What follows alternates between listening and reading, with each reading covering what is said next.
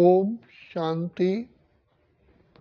परम पिता शिव बाबा जो वर्ल्ड क्रिएटर है, सुप्रीम अथॉरिटी है, इस पुरुषोत्तम संगम युग में आकर के हम बच्चों को कहते हैं कि बच्चे, तुम अपनी स्थिति टॉप की बनाओ।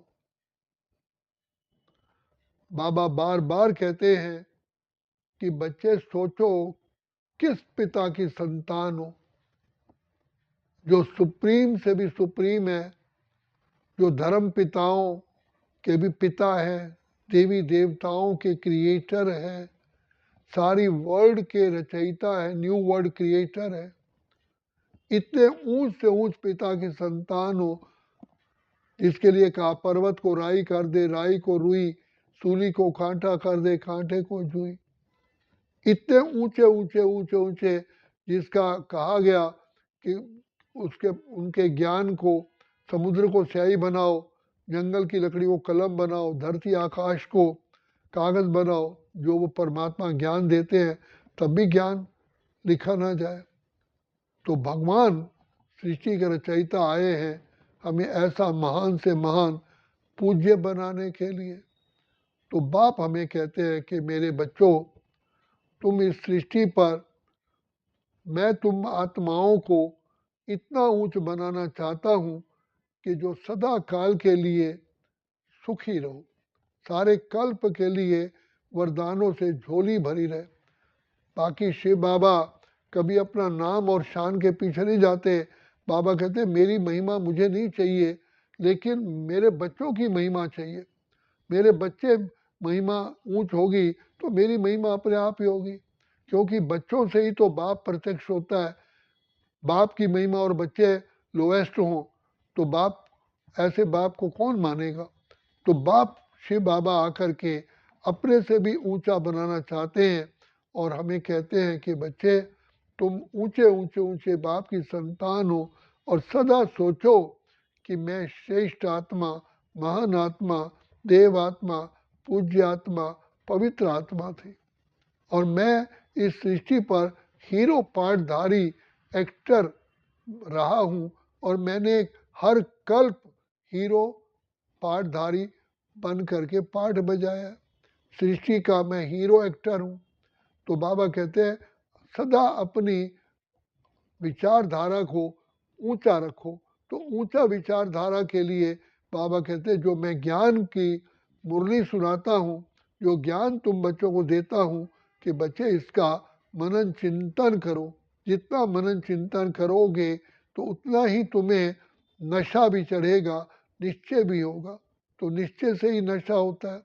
भगवान पिता परमात्मा स्वयं इस सृष्टि पर आकर के हम बच्चों को महान से महान देव आत्मा, पूज्य आत्मा, पवित्र आत्मा बना रहे हैं।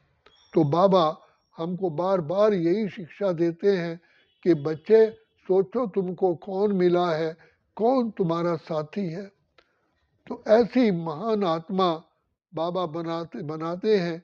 तो बाबा कहते हैं जिसकी रचना इतनी सुंदर रचता फिर कैसा होगा।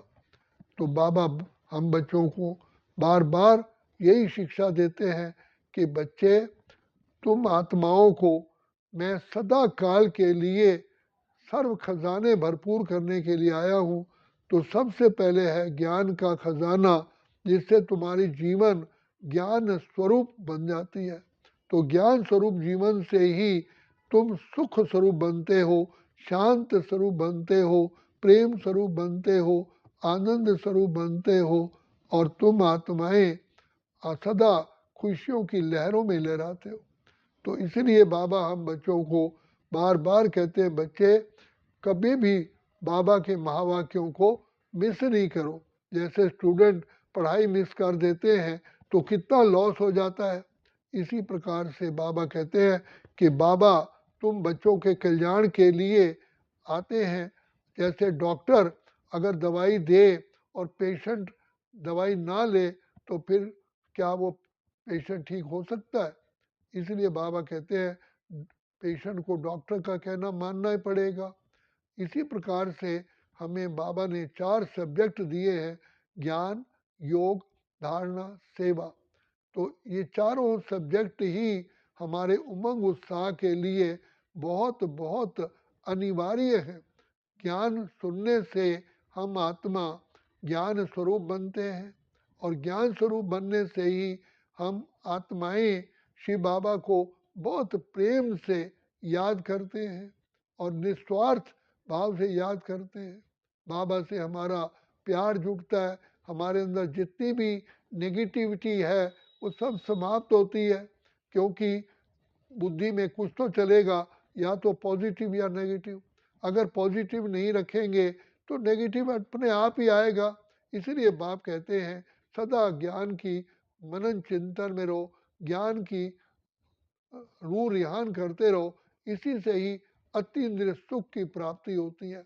बाहर में वहाँ मेरा बाबा, वहाँ ड्रामा, वहाँ मेरा भाग्य।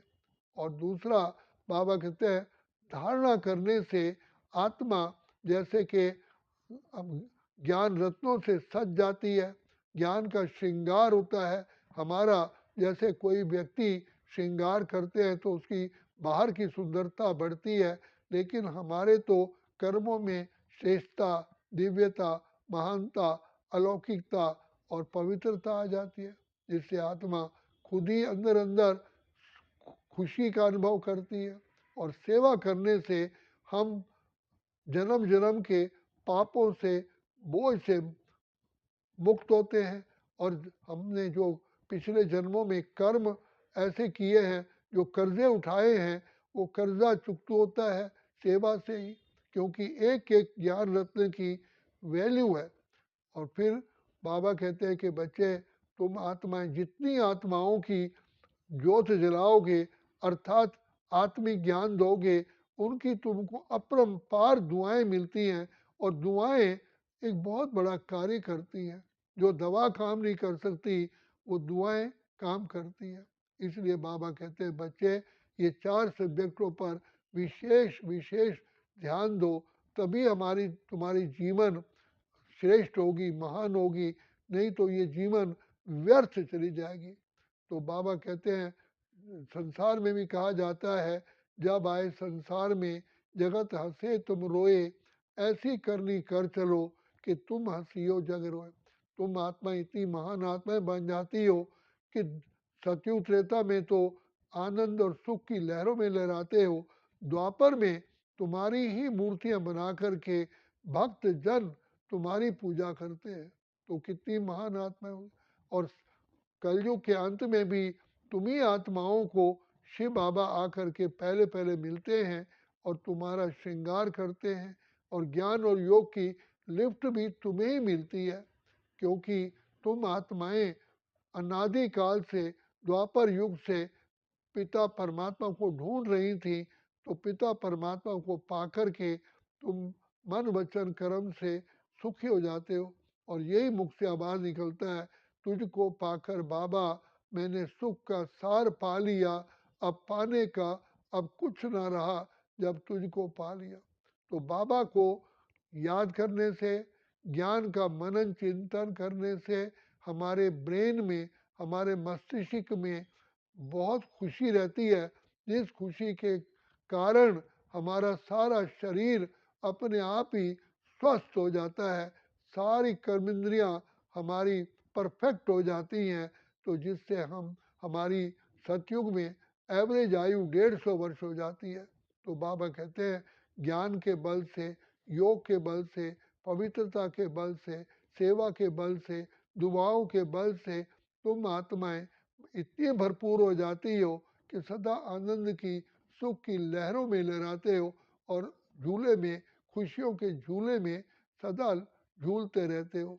और तुम्हारे ही दिल का आवाज होता है खुशियां ही खुशियां पाए तेरे प्यार में बाबा, जन्नत हजार पाए तेरे संसार में बाबा।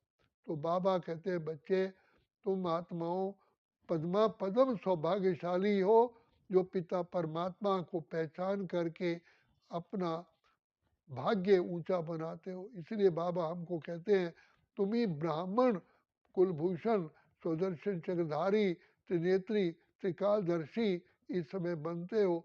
सारे कल्प के लिए खजाने जमा करते हो। और इसलिए बाबा कहते हैं कि बच्चे जमा करने का समय अभी ही है, अभी है, अभी नहीं तो फिर कभी भी नहीं।